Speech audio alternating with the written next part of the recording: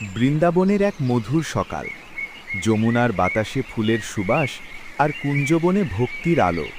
সেদিন এক গোপী বলল, প্রভু কৃষ্ণ, আপনি তো ভগবান, তবু আপনি কেন বারবার রাধারানীর নাম নেন?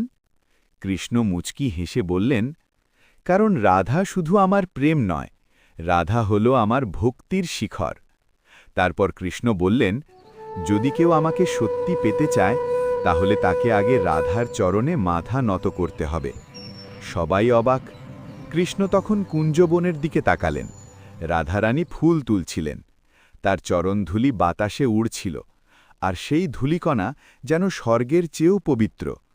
কৃষ্ণ চোখ বন্ধ করে সেই চরণধূলি নিজের মাথায় তুলে নিলেন, ঠিক যেন ভক্তির মুকুট পরলেন, আর বললেন, এই চরণধূলিই আমার গর্ব, কারণ রাধার ভক্তি ছাড়া আমার লীলাও অসম্পূর্ণ। বৃন্দাবন বুঝল